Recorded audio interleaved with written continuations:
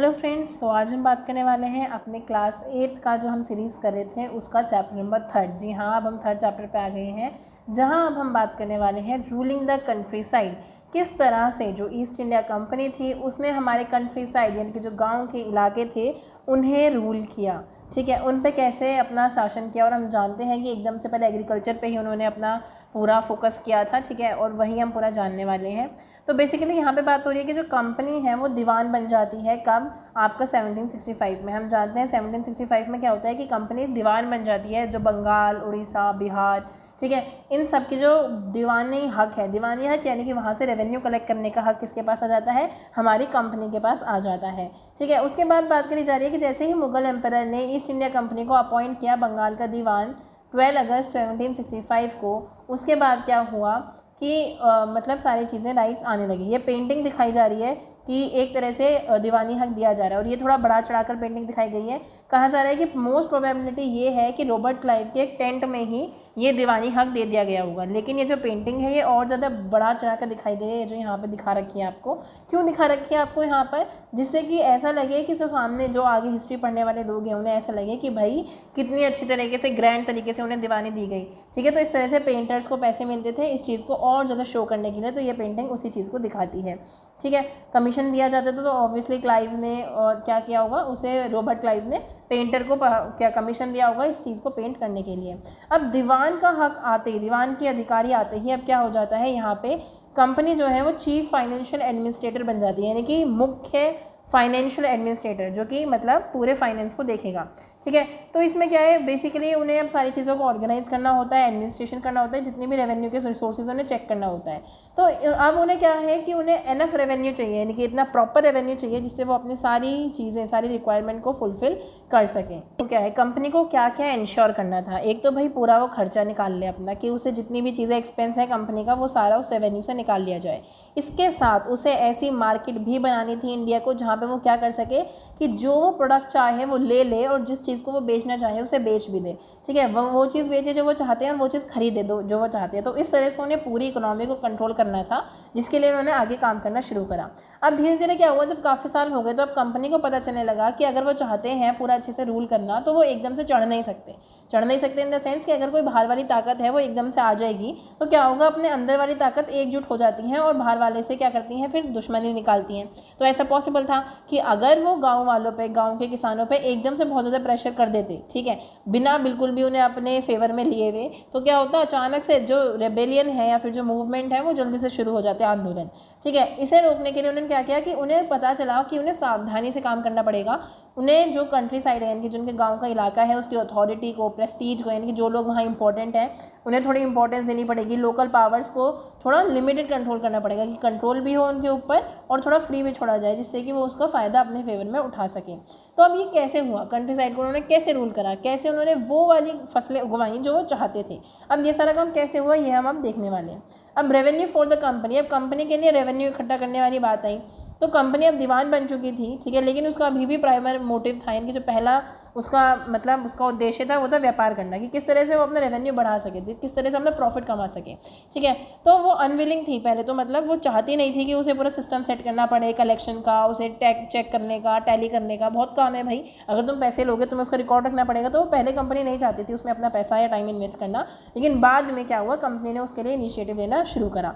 ठीक है, the effort was to increase revenue, effort सिर्फ उस पर लगाया जाता था कि रेवेन्यू को ज़्यादा से ज़्यादा बढ़ाया जा सके, जिससे वो अच्छी खासी कॉटन खरीद सकें, सिल्क खरीद सकें। ठीक है, जो जितना सस्ते से सस्ता हो सके, क्योंकि वो स्टार्टिंग में क्यों आए थे, क्योंकि अब देखो इंडस्ट्रियल रिवॉल्यूशन हो जाता है इंग्लैंड में। इंडस्ट्रियल रिवॉल्यूशन यानी कि अब इंग्लैंड में फैक्ट्रीज लगना शुरू हो जाती है, अब वहाँ पे कपड़े बनना, ये सारी चीज़ें होना शुरू हो जाती है। तो कच्चा माल चाहिए, कॉटन चाहिए, सिल्क चाहिए, तो उन चीज़ों को सस्ते दामों पे खरीदने के लिए वो यहाँ आए थे बेसिकली।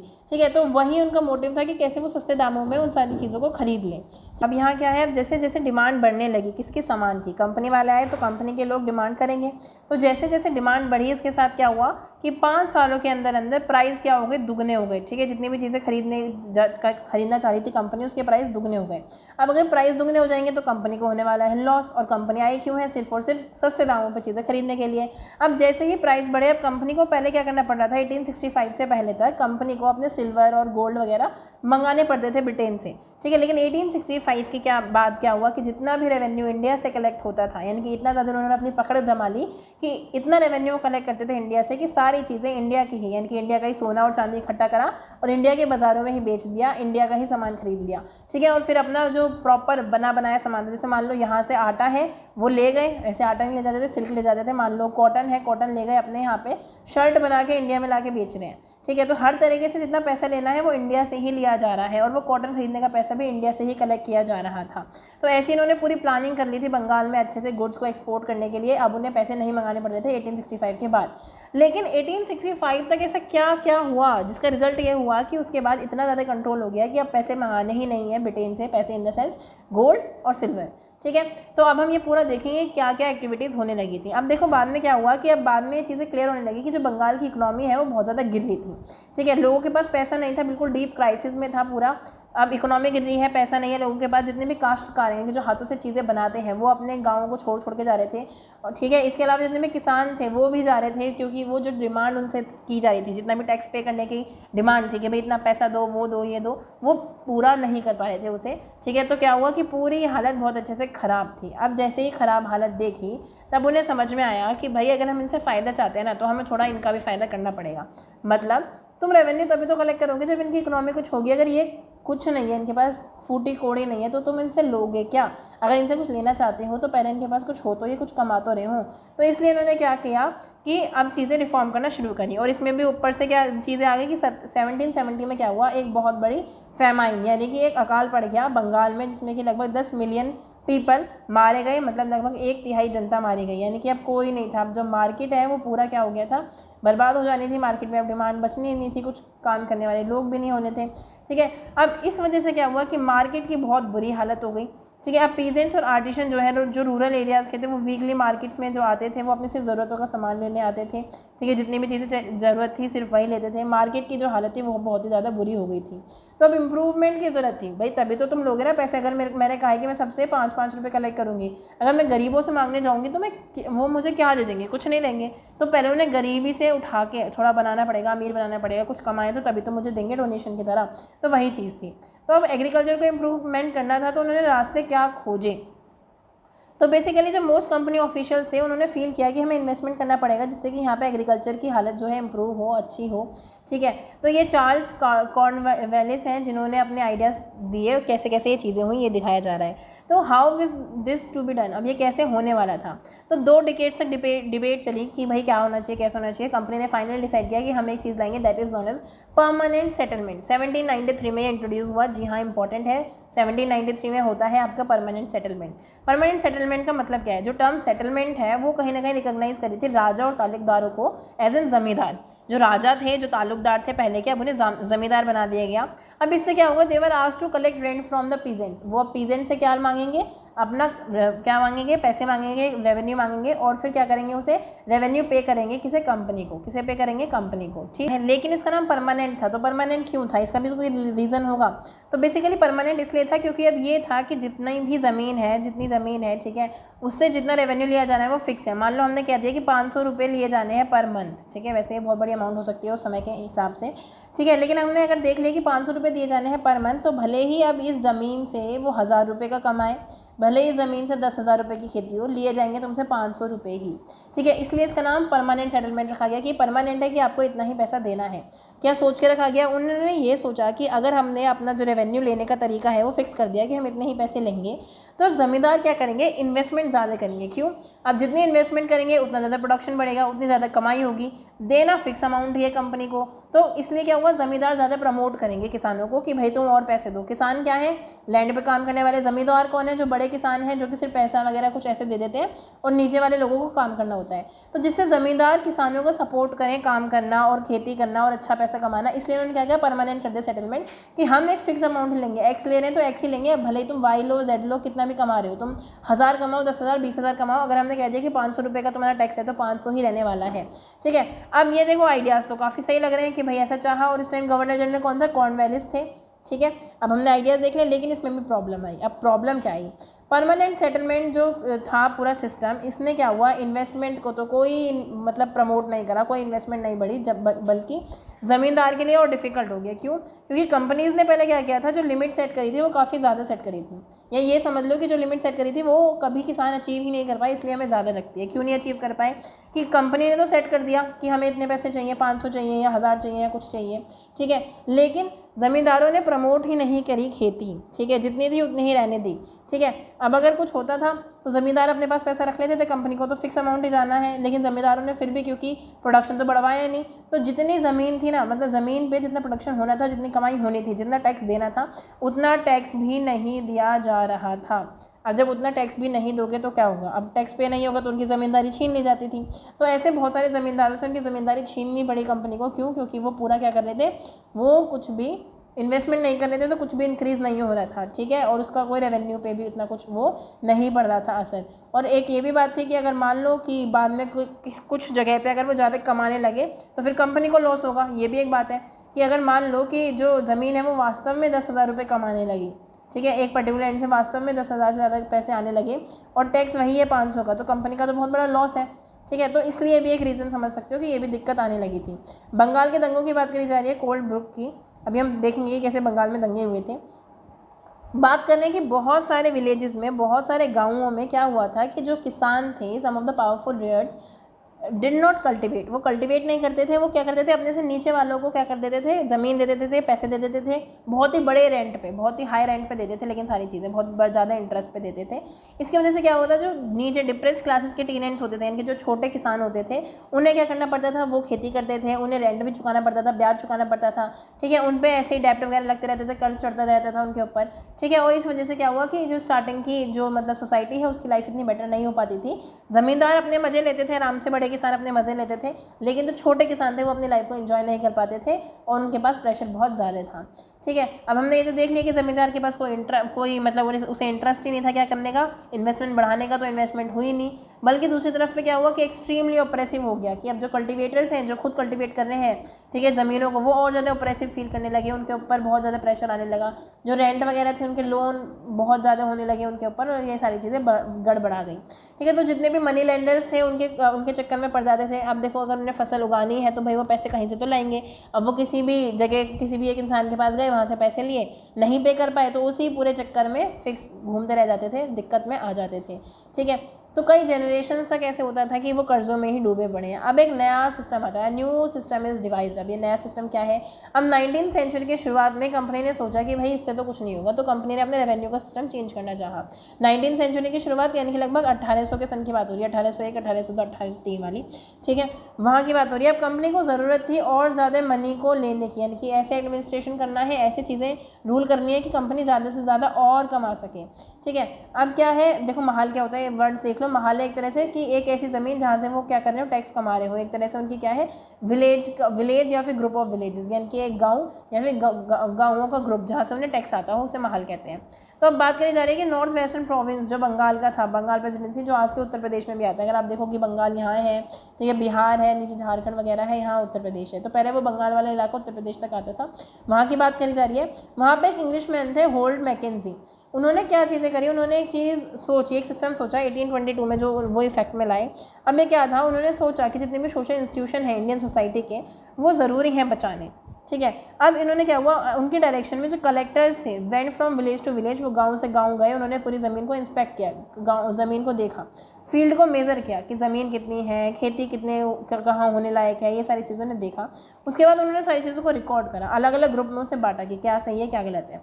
फिर रेवेन्यू को एस्टिमेट किया कि लगभग कितना रेवेन्यू हम एक ज़मीन से ले सकते हैं, ठीक है। फिर ये फिक्स हो गया कि एक महाल को कितना रेवेन्यू पे करना है। अब ये किस पे डिपेंडेंट था, पहले तो उन्होंने सब पे कॉमन लगा दिया, लेकिन अब इन्होंने क्या किया, हॉल्ट ने अलग अलग ज़मीनों पे गए, वहाँ उन्हें नापा कितना कितना उससे उगाया जा सकता है, ये देखा।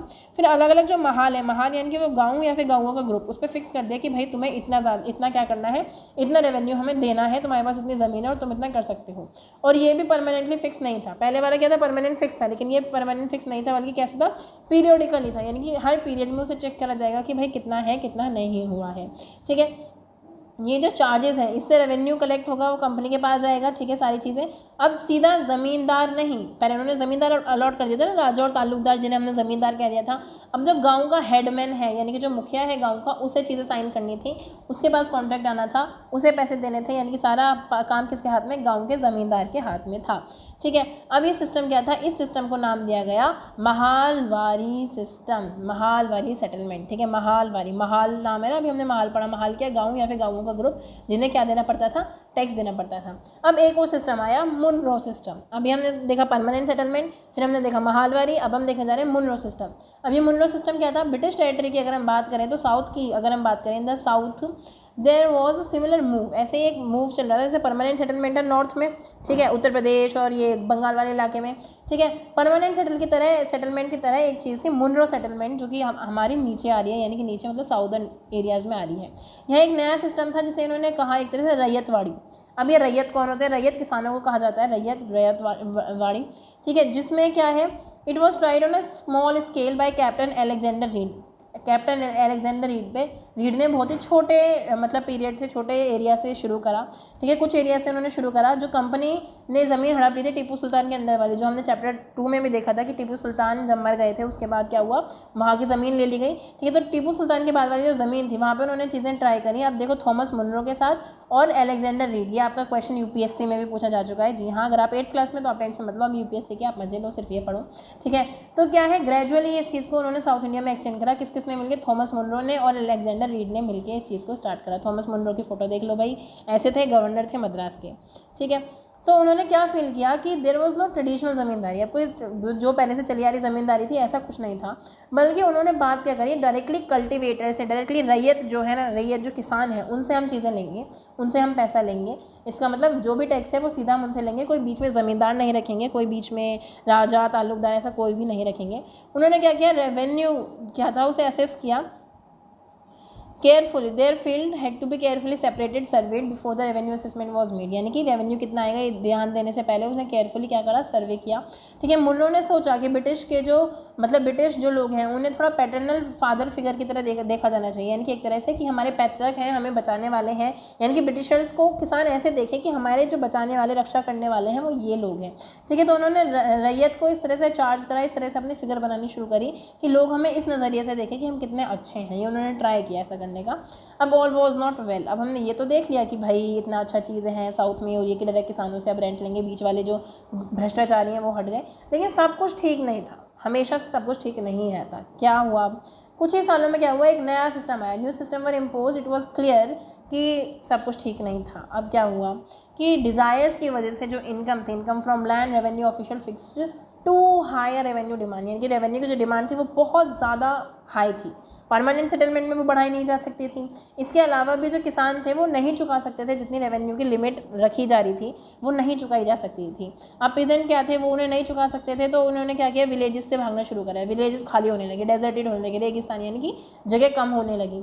अब जितने भी ऑप्टिमिस्टिक ऑफिशियल्स थे, यानी कि जो पॉजिटिव सोचने वाले थे, उन्होंने इमेजिन किया कि जो नया सिस्टम है ना वो पीजेंट्स को और रिच करेगा, फार्मिंग में उन्हें हेल्प करेगा, लेकिन ऐसा कुछ नहीं हुआ, यानी कि नए सिस्टम ने भी उन्हें कुछ भी हेल्प नहीं करी, किसानों में कॉन्फिडेंस नहीं आया, ठीक है। अब क्रॉप्स फॉर यूरोप, अब यूरोप के लिए क्रॉप्स उगाई जाने लगी। जी हाँ, अभी तक हमने बात करी किस किस सिस्टम, ठीक है, किस किस सिस्टम से रेवेन्यू कलेक्ट करा जाता था, लेकिन सिर्फ रेवेन्यू की बात नहीं थी। किसानों ने, हमने पढ़ा था कि क्या सोचते थे ब्रिटिशर्स कि जो ज़मीन, जो फसल चाहिए कहाँ पे हमें, ब्रिटिश इलाकों में, ब्रिटिश फैक्ट्रीज़ में चाहिए, वो उगवाएं। तो यही चीज़ें हम होने लगी, क्या क्या होने लगा कि ब्रिटिशर्स होते हैं उन्होंने रियलाइज़ करा कि हम अगर रेवेन्यू उगा पा रहे हैं ना, रेवेन्यू के साथ साथ हमें वो क्रॉप्स भी उगवानी चाहिए जो हमें चाहिए। तो इसलिए उन्होंने ट्राई किया पूरा अच्छे से कि जो ओपियम है, ओपियम यानी कि जो आपकी अफीम है, और साथ में जो इंडिगो है, जो आपकी नील है, उसे उगवाएं, जितना ज़्यादा से ज़्यादा उगवाया जा सके, ठीक है, जो कि बहुत ज़्यादा ज़रूरी था यूरोप वाले इलाकों में, ब्रिटिश में इस समय, ठीक है। तो in the century and half that followed, आगे की जितनी भी सेंचुरी है, वेरियस पार्ट्स में क्या हुआ, क्रॉप्स का कल्टीवेशन ऐसे करवाया जाने लगा जो उन्हें ज़रूरत थी। जैसे ठीक है, उन्होंने बंगाल में जूट करवाया, असम में टी, ठीक है, यूनाइटेड प्रोविंस जो कि अब उत्तर प्रदेश बन चुका है वहाँ पे गन्ना, ठीक है, पंजाब में वीट और कॉटन, कहाँ का, महाराष्ट्र और पंजाब में कॉटन भी, और राइस मद्रास में। हमने कहाँ कहाँ किस किस जगह की बात करी थी, तो यहाँ आपका ये असम है जो आपका यहाँ पर्पल शेड में है, आपको बंगाल यहाँ दिख ही रहा है, पहले बांग्लादेश डिवाइडेड नहीं था तो वेस्ट बंगाल, ठीक है। जो हमने उत्तर प्रदेश जो यूनाइटेड प्रोविंस है वो ये रहा, पंजाब आपका यहाँ पे है, ठीक है। इसके अलावा हमने कहाँ देखा, और महाराष्ट्र देखा हमने, महाराष्ट्र ये रहा। इसके अलावा आपने मद्रास देखा, मद्रास वाला थोड़ा यहाँ साउथ वाला पोर्शन आता है कंबाइन होके, पहले ये ऐसे स्टेट नहीं थे जैसे अब बटे हुए हैं, ठीक है, अब हुए ये बटे हुए। तो इन एरियाज़ की हम बात कर रहे थे कि जो हमने देखा कि कहाँ पे क्या क्या चीज़ें उगाई जा रही थी। तो ठीक पता चल गया कि इन्होंने क्या क्या उगवाया, कैसे उन्होंने ऐसा करा, कैसे कि भाई, तो उन्होंने बहुत सारे मेथड अपने तैयार करे, पूरी स्टोरी चलती है कि किस तरह से उन्होंने एक एक क्रॉप और मेथड ऑफ प्रोडक्शन को उन्होंने ध्यान दिया और किस तरह से अपनी चीज़ें आगे ग्रो करी। तो यहाँ पे सबसे पहले हम इंडिगो की बात करें तो यहाँ पे क्या है, ये ब्लू कलर के पैटर्न आपको देखने को मिल रहे होंगे, एक फ्लावर प्रिंट का है, ठीक है, एक यहाँ लीव्स वगैरह जा रही हैं, ठीक है। तो ये दोनों ही ब्लू शेड हैं और ब्लू भी बहुत ज़्यादा हिस्ट्री में पॉपुलर रहा है। ब्लू बहुत ज़्यादा इंपॉर्टेंट इसलिए रहा है क्योंकि इंडिगो, जो आपने नील सुना होगा ना, नील, ठीक है, नील की खेती पे बहुत ज़्यादा चीज़ें हुई हैं। अब हमें पता है कि इंग्लैंड में क्या चल गई थी, इंग्लैंड में फैक्ट्रीज लगना शुरू हो गई थी, इंग्लैंड में कपड़े बनना शुरू हो गए थे, तो कपड़ों पे प्रिंट भी तो होगा, और प्रिंट जो सबसे पॉपुलर था और सबसे क्वालिटेटिव प्रिंट माना जाता था वो भी ब्लू कलर का माना जाता था। और ब्लू में भी जो इंडियन इंडिगो की क्वालिटी थी वो कहीं और क्वालिटी नहीं मिलती थी, तो इसलिए इंडिगो की बहुत ज़्यादा डिमांड थी, ठीक है। ये पूरा दिखाया गया है कि अलग अलग जगह की जो प्रिंट डिज़ाइन जो अभी हमने देखे थे कि आंध्र प्रदेश के वीवर्स बनाते थे, ठीक है। राइट में जो आपका फ्लोरल जो आपका कॉटन का प्रिंट है, ठीक है, वो जो विलियम मॉरिस ने प्रोड्यूस किया है, ये सारी चीज़ें बता रहे हैं, ठीक है। 19वीं सेंचुरी में बहुत पॉपुलर था ये दोनों प्रिंट, कॉमनली इंडिगो का इसमें यूज़ किया जाता था इन्हीं दोनों पेंटिंग्स में जो हमने देखी है अभी, ठीक है। तो अब क्या है, आपने जो ब्लू देखा है उसकी बहुत ज़्यादा क्या है इंपॉर्टेंट हिस्ट्री है, वही हम देखेंगे। Why the demand for Indian Indigo, Indian Indigo की ही डिमांड आखिर क्यों थी।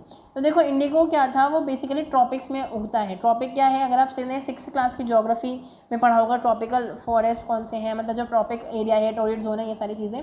तो क्या है, जो ट्रॉपिक ऑफ जो आपका पृथ्वी होती है, ठीक है, वहाँ आपकी एक इक्वेटर वाली लाइन है, ये मान लो इक्वेटर है आपका, ऊपर क्या है ट्रॉपिक ऑफ कैंसर है, नीचे ट्रॉपिक ऑफ कैप्रिकॉर्न है। तो इसके बीच का जो एरिया है ना, यहाँ पे ये है ट्रॉपिक्स वाला एरिया।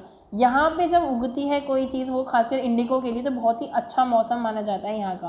तो आपको पता है इंडिया का जो साउथ वाला पोर्शन है वो ऊपर यहाँ पे आएगा। ट्रॉपिक वाला पोर्शन था, ये हमने देखा था अपनी क्लास 6 की ज्योग्राफी में, आप चाहो तो उसे चेक कर सकते हो एक बार फिर से कि कैसे ये चीज़ें डिफाइन होती है कि ट्रॉपिक वाला कौन सा एरिया, टॉरिड वाला कौन सा एरिया है। तो जो इंडियन इंडिगो था वो 13वीं सेंचुरी तक आते आते दुनिया के अलग अलग कोनों में यूज़ होने लगा था, इटली में, फ्रांस में और ब्रिटेन में, खासकर जो कपड़े हैं उन्हें छापने के लिए। इटली का है, जब आप वर्ल्ड मैप खोलोगे तो यूरोप में ऐसा सा आपको दिखेगा, फ्रांस उसके ऊपर आपको मिल जाएगा, ब्रिटेन तो एक वो आइसलैंड वाला इलाका है ही, ठीक है। जो यूरोप वाला इलाका है, जैसे यहाँ पे आपका पड़ेगा अफ्रीका, ठीक है, ये ऊपर आपको ये सारी चीज़ें मिल जाएंगी, आप अच्छे से देख सकते हो, ठीक है। अगर हम इसके आगे बात करें तो यहाँ डिमांड जैसे ही बढ़ने लगी तो जितनी भी है, स्टार्टिंग में तो इतनी बड़ी अमाउंट में इंडिगो एक्सपोर्ट नहीं होता था यूरोपियन मार्केट में, ठीक है, जितना बाद में होने लगा, क्योंकि उसकी प्राइस बहुत ज़्यादा थी, इंडिगो की क्वालिटी अच्छी थी तो उसकी प्राइस भी बहुत ज़्यादा थी। तो यूरोपियन जो क्लॉथ है वो मैन्युफैक्चर करे जाते थे। उसके बाद क्या है कि ऐसे ही यूरोप में उगाया गया, इंडिगो उगाने का ट्राई करा, जिसे हमने वॉड कहा, प्लांट कॉल्ड वॉड नाम का एक प्लांट था, लेकिन उसका जो कलर था ना वो इतना अच्छा नहीं था जितना इंडिगो की क्वालिटी का था। इंडिगो की क्वालिटी जो इंडियन इंडिगो है उसका मैच नहीं हो रहा था, क्योंकि वो टेम्परेट जोन में आ रहा था, ठीक है। बीइंग ऑफ टेम्परेट जोन जो यूरोप में अवेलेबल होता है, टॉरिड जोन के ऊपर आपका टेम्परेट जोन पड़ता है, ठीक है, तो वहाँ पर इतनी अच्छी क्वालिटी नहीं मिल रही थी, वो इंडिगो की रियल क्वालिटी नहीं मिल रही थी। तो वो नॉर्दर्न इटली में उगाया जाता था, फ्रांस के साउदर्न पार्ट में और जर्मनी और ब्रिटेन के पार्ट में ही उगाया जाता था, लेकिन फिर भी जो कॉम्पिटिशन था वो बहुत ज़्यादा था। अब ये जो वॉड के लोग थे ना, ये जो वॉड उगाने वाले किसान थे, ठीक है, उन्होंने कहा ब्रिटिशर्स से, ठीक है, क्या कहा कि भाई यूरोप के अंदर, ठीक है, यूरोप के अंदर इंडिया का इंडिगो नहीं आना चाहिए। क्यों नहीं आना चाहिए, क्योंकि इंडिगो की क्वालिटी तो अच्छी है इंडिया के, ठीक है, इंडिया के नील की क्या है क्वालिटी अच्छी है। तो अगर वॉड के बाज़ारों में इंडिगो आने लगा तो क्या होगा, वॉड का कंपटीशन बढ़ जाएगा, ठीक है। तो वॉड के लोगों ने मना कर दिया कि भाई इंडिगो हमारे यहाँ यूरोप में नहीं आना चाहिए। तो स्टार्टिंग में बहुत कम जाता था, लेकिन बाद में जैसे ही मैन्युफैक्चर एक्टिविटीज़ और ज़्यादा बढ़ी तो अब जो फैक्ट्री वर्कर्स थे जिन्हें छापना था, अपना छपाई के लिए जिन्हें अच्छा नील चाहिए था, उन्होंने क्या करा, गवर्नमेंट से क्या कहा कि भाई हमें इंडिया का इंडिगो ही चाहिए। तो अगेन प्रोटेस्ट हुआ इंडिया के इंडिगो को परमिट करने के लिए, फिर बाद में इंडिया के इंडिगो को परमिट किया गया। तो पहले मना हुआ, जो कि वॉड के कल्टिवेटर्स थे उन्होंने मना किया, और परमिट किसने करवाया, जो आपकी फैक्ट्रीज़ के लीडर्स थे या फिर फैक्ट्री के मैन्युफैक्चरर्स थे, उन्होंने उसे परमिट करवाया, ठीक है। अब बहुत ही प्यारा रिच ब्लू कलर आता था, कोई भी ड्राई डलनेस नहीं थी, जबकि बाकी सारे तरह के नील में ड्राई और डलनेस होती थी, जो कि अच्छा नहीं होता था। तो गवर्नमेंट तो क्या हुआ, बाद में धीरे धीरे रिलैक्सेशन करा गया। अब ये जो इंडिगो उगाने वाली बात है ना, ये अलग अलग जगह पे इंडिगो उगाया गया। The French began to cultivating indigo, French ने अब इंडिगो उगाना शुरू करा सेंट डोमिनिक्स में, जो कि कैरेबियन आइसलैंड है। पुर्तगीज़ ने ब्राज़ील में, अभी मैं पूरा आपको वर्ल्ड मैप में दिखाऊंगी कौन सी चीज़ कहाँ पे है, ठीक है।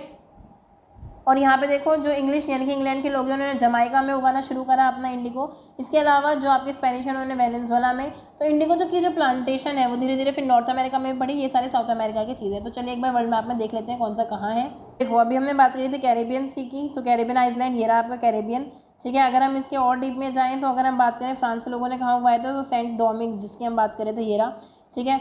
ये आपका कहाँ है, यहाँ पे इलाका है आपका। इसके अलावा जो आप देख लो यहाँ ब्राज़ील वाला इलाका है, ठीक है, क्योंकि ब्राज़ील में उन्होंने उगाया था, आपने देख लिया पुर्तगीज़ ने, ठीक है। तो ये पुर्तगीज़ यहाँ से ब्राज़ील आए, ओके। इसके अलावा यहाँ देखो ये पूरा मैप है जो आपका साउथ अमेरिका में एक तरह से क्या हो रहा था, ये चीज़ें उगवाई जा रही थी। जमाइका ये रहा आपका, ठीक है। और इसके अलावा आपको कोलंबिया, वेनेजुएला, आपके सारे यहाँ पे इलाके आपको दिख जाएंगे। तो यहाँ पे भी इन्होंने कॉलोनीज़ बनाई थी, जैसे इंडिया इनकी एक कॉलोनीज़ थी ना, ऐसे ही ये भी कॉलोनीज़ थी, ठीक है, जहाँ पे ये जो मन चाहे वो उगवाते थे। तो ये सारी चीज़ें यहाँ पे होना शुरू हो गई। सेंचुरी के लास्ट में आते आते इंडिया की जो डिमांड है किसकी, इंडिगो की, वो और ज़्यादा बढ़ने लगी थी। जो इंडियन इंडिगो सब लोग चाह रहे थे। वैसे तो बिगिन में वो जो बंगाल है उसमें धीरे धीरे इंडस्ट्रियलाइजेशन हो रहा था, इनकी थोड़ी बहुत फैक्ट्रीज लगने लगी थी, लेकिन जो डिमांड थी मतलब इंडिगो की जो कॉटन प्रोडक्शन में जो डिमांड थी, कॉटन प्रोडक्शन की डिमांड थी वो बहुत ज़्यादा थी, ठीक है। इसके अलावा जो क्लॉथ को डाई करना था तो भाई इंडिगो की भी डिमांड बढ़ी। इसकी वजह से क्या हुआ, जो सप्लाईज़ थी उस पर फ़र्क पड़ा, सप्लाईज़ तो लिमिटेड होने वाली थी। तो वेस्ट इंडीज़, अमेरिका, यहाँ की जो खेती थी वो धीरे धीरे कम होने लगी थी, डिग्रेड होने लगी थी, और इसलिए यहाँ की इंडियन इंडिगो की डिमांड और ज़्यादा बढ़ने लगी थी। उसके रीज़न बहुत सारे थे। अमेरिका वगैरह में जो अभी हमने जगह देखी वहाँ पे धीरे धीरे इंडिगो के ख़त्म होने की भी रीज़न थे काफ़ी सारे। जैसे 1783 और 89 की अगर हम बात करें, जो प्रोडक्शन है इंडिगो का, ठीक है, क्या है कि जो इंडिगो इन द वर्ल्ड जो उगाया जा रहा था वो हाफ हो चुका था, गिर चुका था, यानी कि आधा ही उगाया जा रहा था। मान लो 100 किलो पहले उगाया जाता था, तो 1789 तक आते आते सिर्फ 50% ही उगाया जाने लगा। इतना ज़्यादा कम उसकी प्रोडक्शन हो गई इंडिगो की। तो अब इंडिगो की प्रोडक्शन की कम होने के बाद क्या हुआ, ब्रिटेन में तो दिक्कत हो गया। ब्रिटेन के लोगों को तो चाहिए, क्या चाहिए उन्हें, अपने देखो जो कपड़े हैं उन्हें छापना है, उसके लिए उन्हें इंडिगो चाहिए। तो ब्रिटेन का वो मत था कि अमेरिका में ख़त्म होंगे तो चलो इंडिया से उगवाते हैं। तो अब वो कैसे सक्षम हो पाते हैं इंडिया से अपने मतलब की क्रॉप्स उगवाने में, क्या क्या वो करते हैं, ठीक है, किस तरह से वो प्रेशराइज़ करते हैं, क्यों वो डाउनफॉल आया था दुनिया के प्रोडक्शन में, ठीक है। अब कैसे इंडिया ने उस चीज़ को ओवरकम किया है, इंडिया में किस तरह से इंडिगो जो आपकी इंपॉर्टेंट क्रॉप है वो उगाई जाती है, कैसे काम होता है, पूरा अब हम नेक्स्ट वीडियो में देखेंगे। इसमें क्या पूरा अच्छे से देखेंगे, अपने एक्सरसाइज क्वेश्चंस भी, समरी भी देखेंगे, क्रोनोलॉजिकल ऑर्डर्स भी देखेंगे, और हम साथ में यूपीएससी आज प्रीलिम्स के क्वेश्चंस भी देखेंगे। तो चलते हैं, मिलते हैं नेक्स्ट वीडियो में। Till then bye bye, take care, stay tuned.